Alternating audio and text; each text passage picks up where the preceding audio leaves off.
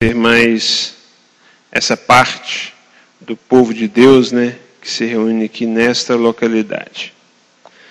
Vamos abrir nossas Bíblias no livro dos Salmos, no Salmo de número 46. Salmo 46.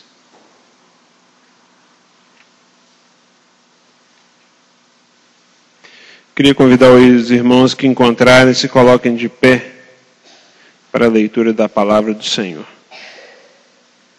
Salmo 46.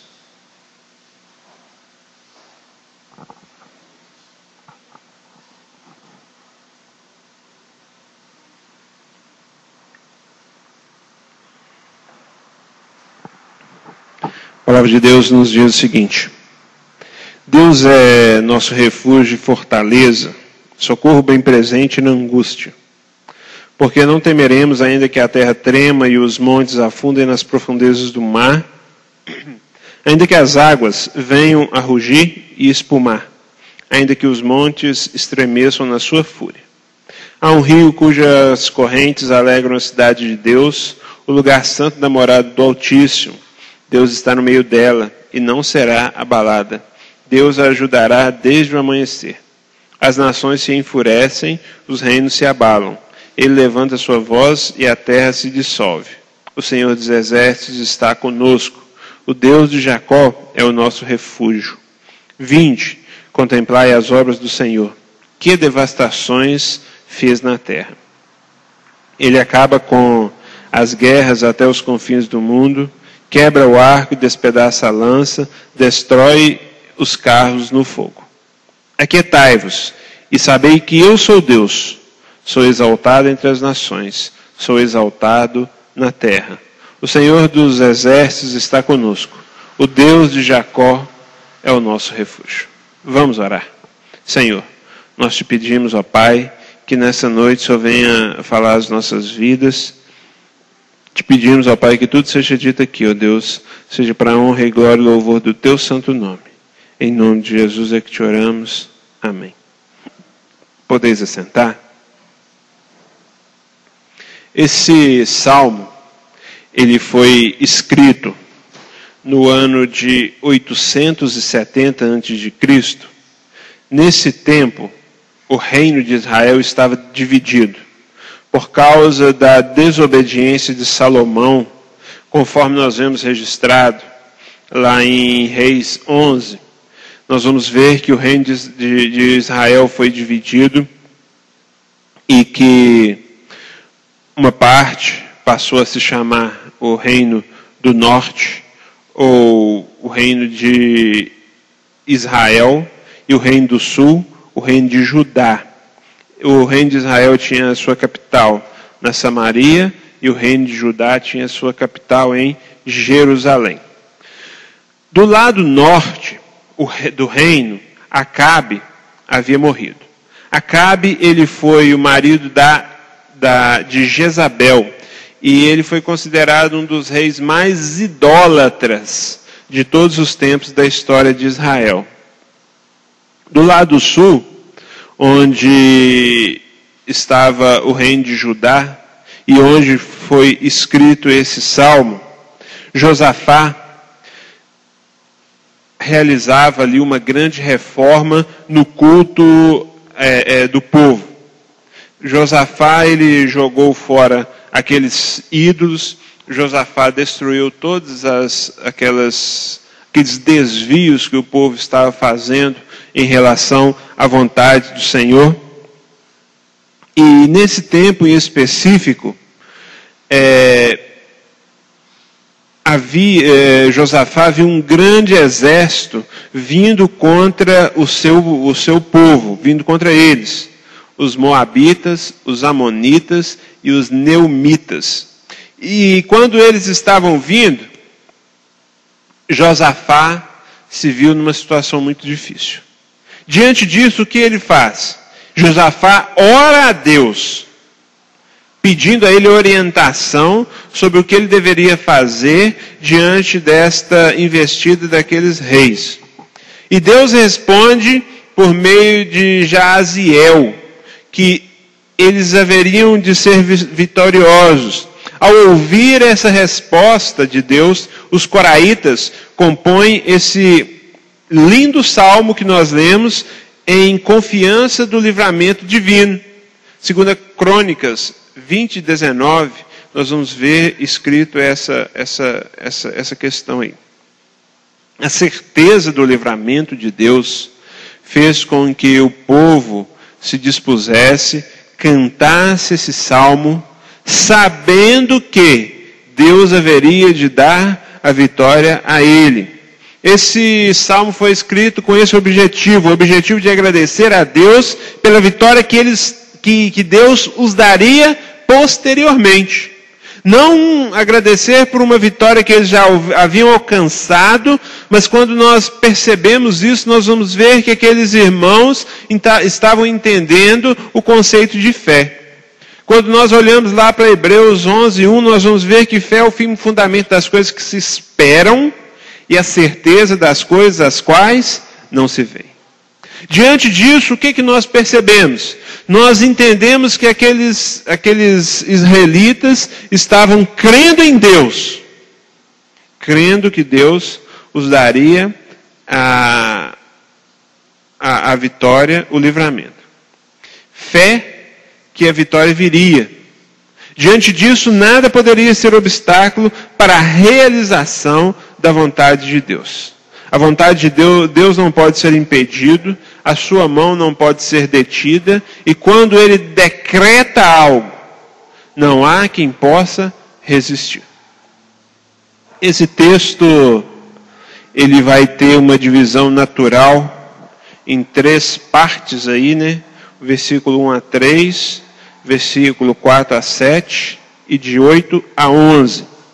E em cada uma dessas divisões, nós vamos ver que tem a expressão nela: Deus é o nosso refúgio. Refugiar em Deus, buscar nele a proteção, buscar nele o descanso, buscar nele o cuidado para a vida. E cada sessão vai terminar com a palavra selar. Algumas traduções trazem aí interlúdio ou pausa. Isso era um artifício do cântico judeu, onde a música ia desenrolando, de repente tinha uma pausa, e essa pausa ela tinha um objetivo para que as pessoas pudessem refletir sobre o que estava se cantando. Então essa pausa tinha o objetivo de pensar sobre o que se estava cantando. Deus cuida e guarda o seu povo por meio do seu grande poder. O poder de Deus é usado para cuidar daqueles que buscam a sua presença. Vejamos aqui o que Deus faz pelo seu povo. A primeira coisa que o povo de Deus precisa ter é a certeza que Deus cuida dele. Nós, como servos do Senhor, precisamos ter a certeza que Deus cuida de nós. Esse salmo começa com a expressão: Deus é o nosso refúgio e fortaleza. O curioso é que aquele povo ainda aguardava pela vitória. O curioso é que aquele povo ainda não havia alcançado a vitória tão esperada contra aquele exército. A certeza, a confiança em Deus é algo que deve ser extremamente valorizado em nossas vidas, em nossa vida como cristão. A fé, ela precisa ser algo presente para que possamos confiar que Deus é o Senhor das nossas vidas. O que vai fazer nos aproximarmos de Deus será a capacidade de nós crermos que o que Ele diz é verdade.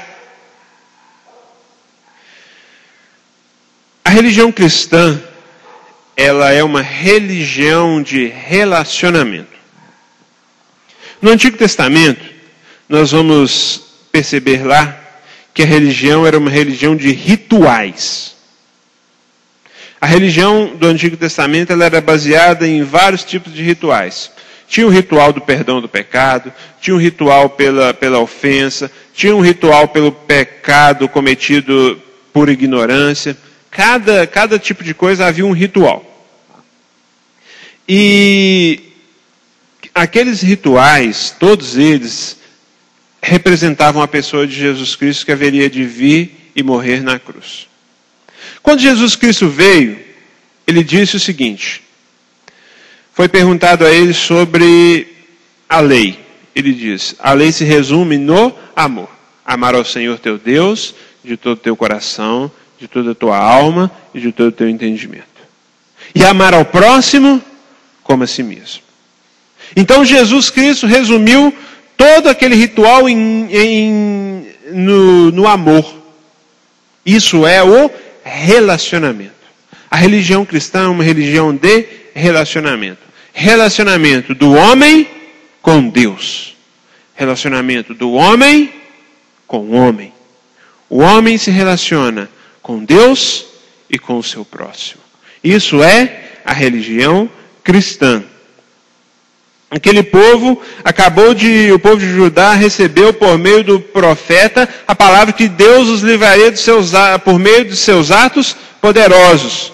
Agora eles saem a cantar o cântico da vitória porque creram que a palavra de Deus era verdade. Mesmo se estivessem completamente cercados, eles não duvidariam. Sabiam que seriam capazes de lutar e que haveriam de sair vencedores, não por causa dos seus carros, não por causa das suas armas, não por causa do seu poder, mas porque Deus era com eles. Deus fala ao seu povo para que eles pudessem descansar nele. A batalha não era do povo, mas era do Senhor. Descansar no Senhor. Não achar que somos capazes de resolver os nossos próprios problemas. Usando a expressão, ainda que, aquele povo vai mostrar que as circunstâncias ruins não tiraria deles a confiança, porque eles confiavam, não porque as circunstâncias eram favoráveis, mas eles confiavam porque eles criam que Deus, ele poderia fazer aquilo que ele havia prometido. Eles não temeriam sobre nenhuma circunstância, ainda que a terra trema, os montes afundem, as águas fiquem bravias, as águas fiquem haja tumulto no meio das águas, ainda que os montes saiam do seu lugar.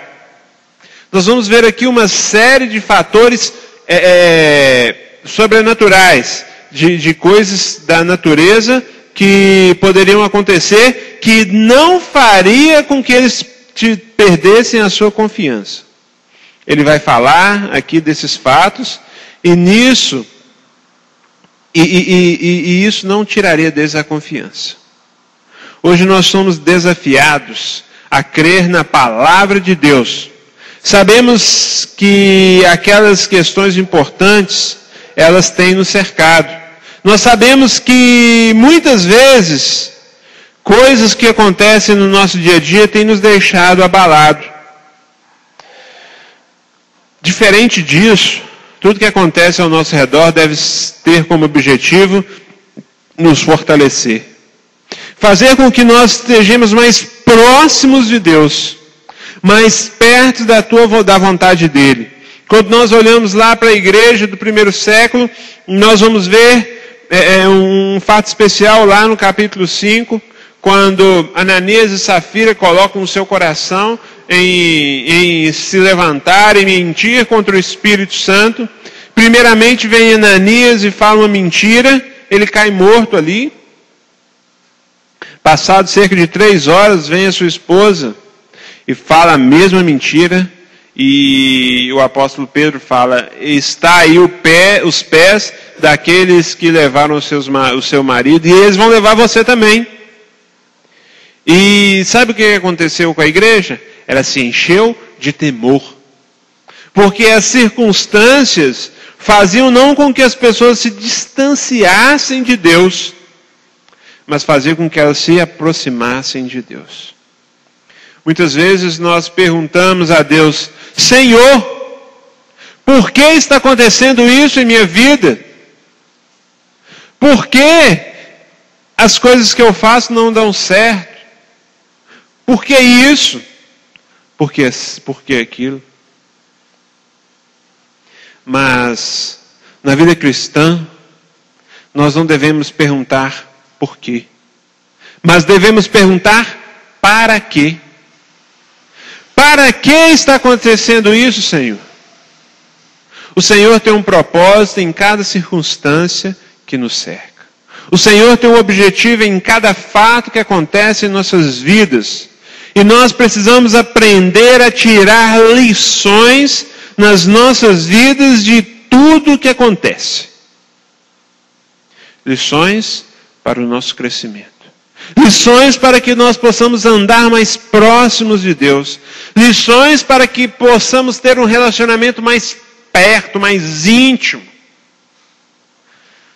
Eu costumo dizer que conhecer Deus é uma questão de relacionamento. E relacionamento, ele vai acontecendo à medida que nós conhecemos melhor a pessoa.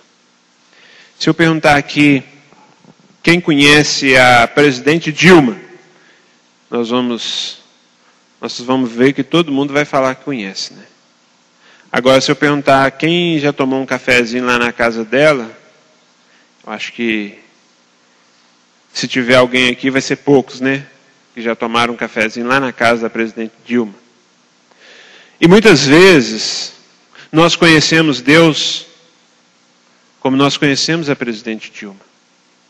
Distante, de ver, de ouvir falar. Quando nós abrimos nossa Bíblia lá em Jó, capítulo 42, no versículo 5, nós vamos ver Jó dizendo o seguinte: eu te conhecia só de ouvir falar, mas agora os meus olhos contemplam a tua face. Sabe como Deus falou que sabe como Deus classificou Jó lá no início? Homem íntegro, reto, temente a Deus e que se desviava do mal. Esse homem íntegro, reto, temente a Deus, que se desviava do mal, conhecia Deus somente de ouvir falar. Mas a partir do momento em que ele teve um relacionamento com Deus, que ele pôde ouvir a voz de Deus, que ele pôde falar com Deus, ele fala: agora meus olhos contemplam a tua face. E no versículo 6 ele vai dizer: por isso eu me ajoelho e me desço ao pó e à cinza. Porque ele estava reconhecendo quanto Deus era grande e quanto ele era pequeno. À medida em que nós nos aproximamos de Deus, nós vamos entender isso. À medida que nós conhecemos Deus melhor, nós vamos entender isso. Então, à medida em que nós nos aproximamos de Deus, que nós conhecemos Deus melhor, nós vamos entender a necessidade que temos dele. Vejamos aqui como Deus age no meio de Israel, seu povo. Vamos ver aqui do versículo 4 até o versículo 7, a forma em que Deus opera e que Deus salva, que Deus cuida do seu povo.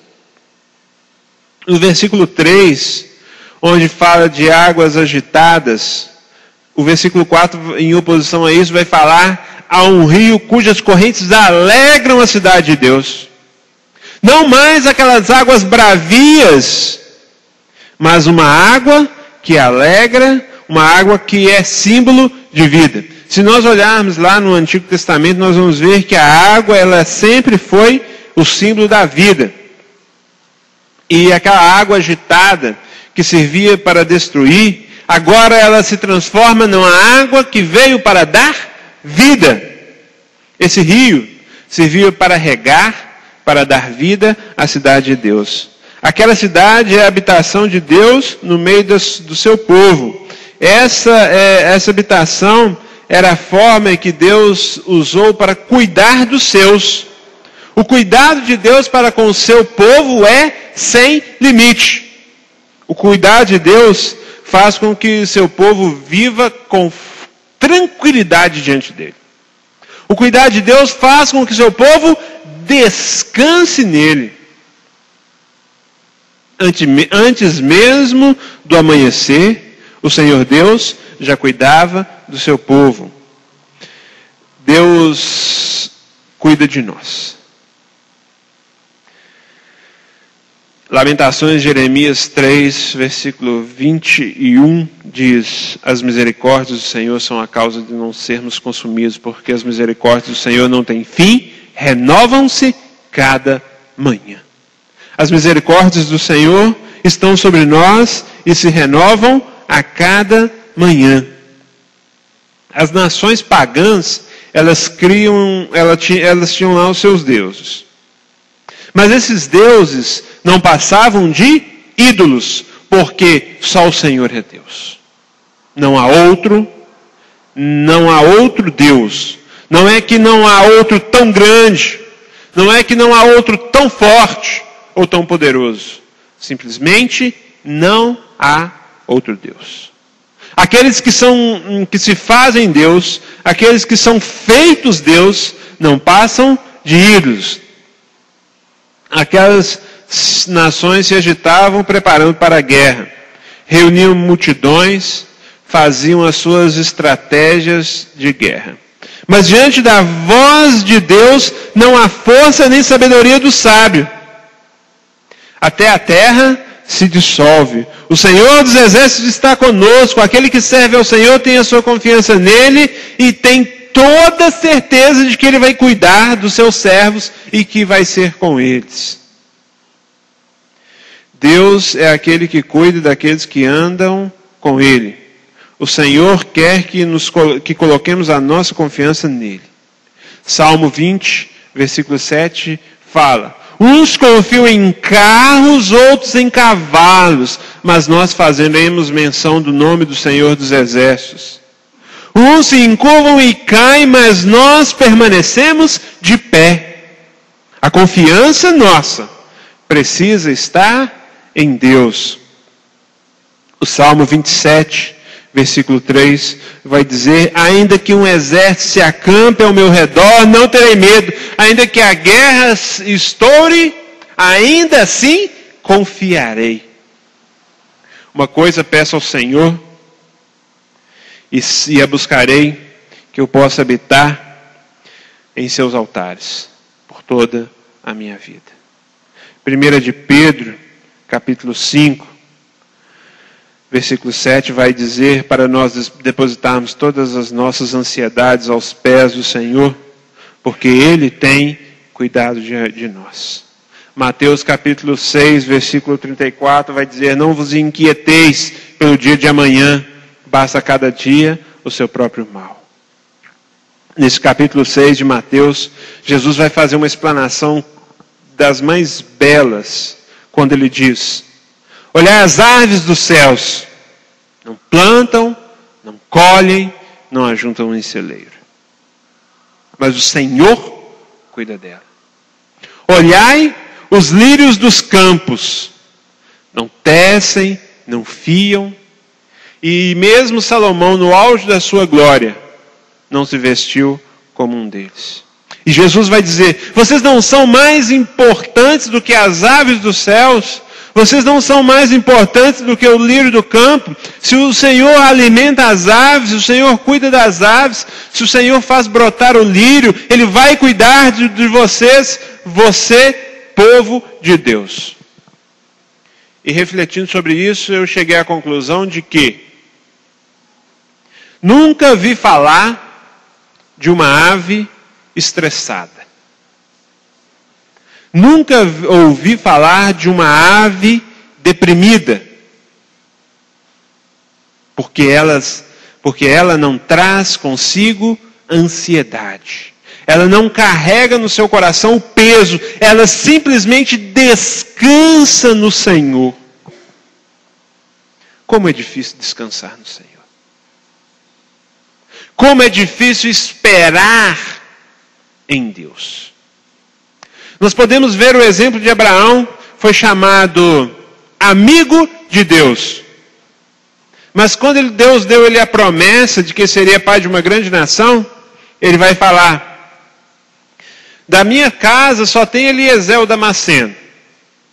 A minha esposa é idosa, estéril, eu já sou avançado em idade. Como que eu vou ser pai de uma grande nação? Aí a sua esposa tem uma ideia. Você vai ter um filho com Agar, a escrava. Mas Deus faz a sua vontade, Ele cumpre os seus planos, independente de circunstâncias. E quando nós observamos isso, nós vamos ver que Abraão poderia ter esperado no Senhor, mas ele quis resolver com as suas próprias mãos, fazer do seu próprio jeito. E descansar no Senhor é o desafio que eu e você temos.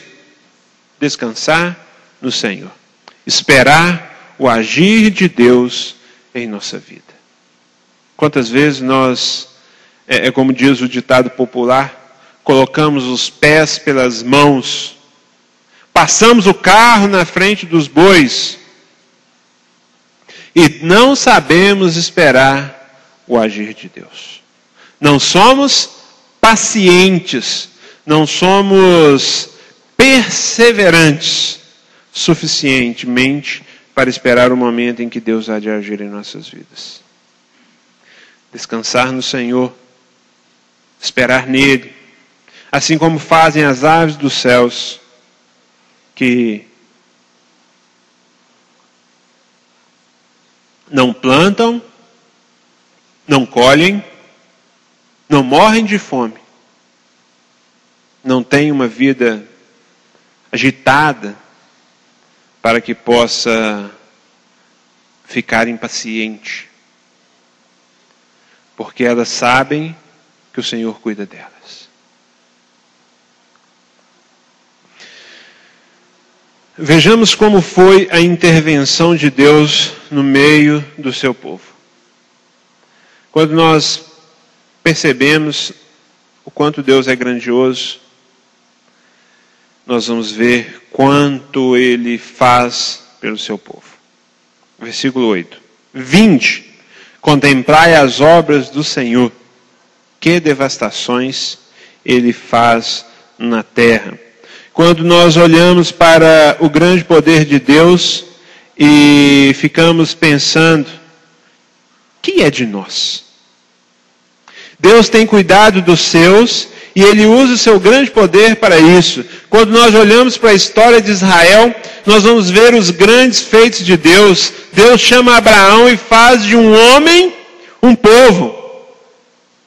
Um homem casado com uma mulher estéril para ser pai de uma grande nação. Os seus descendentes se tornam peregrinos pela terra do Egito, e depois de cerca de 430 anos, eles estão sendo escravos no Egito, escravizados naquela terra. Deus liberta aquele povo com mão forte e braço potente, por meio das 10 pragas, e fez atravessar o Mar Vermelho a pés enxutos, e depois fez com que eles possuíssem a terra que o Senhor havia prometido por meio de juramento. Como sendo governador do seu povo, Ele institui para eles a teocracia por meio dos juízes. E nós vamos ver uma ação direta de Deus, né? Quando Ele trabalha com o povo por meio dos juízes. Os juízes vão e vêm e se encontram diante de Deus, e daí a pouco aquele juiz morre, o povo se desvia, Deus levanta outro, e Deus vai agindo, cuidando do seu povo por meio dos juízes na teocracia. E depois Ele estabelece o reino por meio de Saul, por meio de Davi, Salomão e seus descendentes. E de forma alguma, Deus abandona o seu povo. E Ele continua cuidando do seu povo, por meio de seus atos poderosos. Deus os liberta, por meio do seu grande poder. O povo precisava apenas descansar nele. A guerra não é vossa, mas é minha, diz o Senhor. O Senhor Deus é o Deus que guerreia por nós. Diante dele, nenhum poder pode resistir. Nenhum poder dos povos pode resistir. No versículo 9, nós vamos ver que ele põe fim à guerra. Ele acaba, ele cessa com toda a guerra. Os seus adversários não podem resistir porque, primeiro, ele quebra o arco. Sem o arco, os flecheiros ficam desarmados. Ele despedaça as lanças. Os flecheiros não têm condições de lançar as suas flechas. Vem a infantaria, ele despedaça a lança, eles ficam sem as suas armas. Aí vem os carros. Ele lança os carros no fogo. E está vencida a guerra. Sem suas armas, os povos não podem resistir, não podem guerrear. Não há como resistir a Deus. Ele manda que o seu povo espere nele. Ele diz: aquietai-vos. Aquietai-vos e sabei que eu sou Deus. Sou exaltado entre as nações. Sou exaltado na terra. No Cântico dos Degraus, nós vamos ver lá, dizendo que o povo cantava e dizia: grandes coisas fez o Senhor a estes. Grandes coisas fez o Senhor por nós. Por isso estamos alegres. Então se dizia entre as nações. Os povos ao redor viam o cuidado de Deus para com o seu povo. E temiam, porque eles sabiam que o Senhor cuidava deles. Eles temiam porque sabiam que os atos poderosos de Deus fazia com que aquele povo, com o povo de Israel saísse vencedor. Se você começar a pensar na sua vida, se eu começar a pensar na minha vida, se nós começarmos a pensar nas nossas vidas, e começarmos a lembrar do que já vimos, vivemos, passamos, nós vamos perceber os atos poderosos de Deus em nossa vida. Nós vamos pensar: por que eu não fiz isso e fiz aquilo? Por que eu não fiz aquilo, não comecei a trabalhar naquela empresa e comecei a trabalhar nessa? E porque eu não casei com A e casei com B? E quando nós começamos a pensar nisso, nós vamos ver como Deus direciona as nossas vidas. Como Ele cuida de nós. Como Ele nos traz para perto dEle. O cuidado de Deus para conosco é sem limite. O seu amor para conosco é sem fim. E Ele está a cuidar de nossa vida. O Senhor dos Exércitos está conosco. O Deus de Jacó é o nosso refúgio. Sou exaltado entre as nações, sou exaltado em toda a terra. O nome do Senhor Deus, Ele é exaltado por meio de nossas vidas. O seu nome, Ele é glorificado por meio daquilo que nós experimentamos no nosso dia a dia. Quando as pessoas olham para as nossas vidas e veem: ali vai um filho de Deus.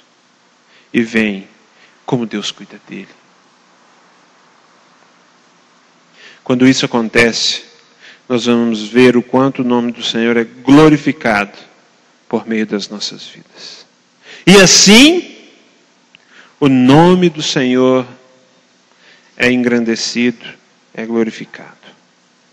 O mesmo Deus daquele povo é o meu Deus, é o seu Deus, é o nosso Deus. Ele é um Deus que não muda. Ele é o mesmo ontem, hoje e sempre. Ele é o Deus em que não há mudança nem sombra de variação. Ele tem feito grandes coisas em nossas vidas. Ele tem grandes coisas, Ele tem feito por nós. Quando nós vivenciamos a experiência de termos um relacionamento íntimo, perto, próximo de Deus, nós vamos começar a entender as grandes coisas que Deus tem feito em nossas vidas. Até nós termos essa experiência, nós vamos chamar isso de coincidência, nós vamos chamar isso de acaso, nós vamos chamar isso de sorte, em algumas circunstâncias, nós vamos chamar isso de azar. Mas quando nós começamos a ter um relacionamento com Deus, nós vamos chamar isso de cuidado de Deus. Como nós temos chamado as circunstâncias em nossas vidas? Azar, sorte, coincidência, acaso ou cuidado de Deus? Às vezes acontece alguma coisa conosco e nós ficamos pensando, não, eu não queria isso. Aí passa um dia, uma semana, um mês, um ano, 2, 5, 10 anos, e nós começamos a pensar sobre aquilo e nós pensamos, não poderia ter acontecido uma coisa melhor para mim do que isso. Porque nós vamos entender o cuidado de Deus. Nós vamos entender como Ele nos toma nas suas mãos. Nós precisamos tão somente esperar nele. Aprender a descansar em Deus. Um exercício diário. Um exercício de vida cristã. Descansar em Deus. Sabendo que nele nós vamos encontrar descanso, nós vamos encontrar abrigo, nós vamos encontrar refúgio para as nossas vidas. Que o Senhor nos abençoe, que Ele complete a sua palavra em nossas vidas e que Ele nos fortaleça para que possamos descansar nele. Eu vou orar com os irmãos. Senhor Deus, nós somos gratos a Ti pelo cuidado, pela misericórdia, pelo amor para conosco, ó Pai. Nós somos gratos a Ti, ó Deus, porque nós sabemos, ó Pai, que o Senhor está conosco. O Senhor nos guia, nos protege, nos orienta. Nós somos gratos a Ti porque nós sabemos que o Senhor faz a Tua vontade em nossas vidas. Mesmo que no primeiro momento nós tenhamos um pouco de dificuldade de entender algumas circunstâncias, nós precisamos, ó Deus, que o Senhor nos fortaleça para aprendermos a descansar em Ti. Ó Deus, faça a Tua vontade em nossas vidas e que nós possamos, ó Deus, cada dia mais ser guiado e orientado pelo Teu Santo Espírito. Que o Senhor cuide de nós e que o Senhor nos faça, ó Deus, cada dia mais andarmos dentro dos Teus propósitos para as nossas vidas, ó Deus. E que a Sua vontade venha prevalecer cada dia em nossas vidas. Nos fortaleça nos nossos momentos de fraqueza. E faça isso em nós. Em nome de Jesus é que te oramos. Amém. E assim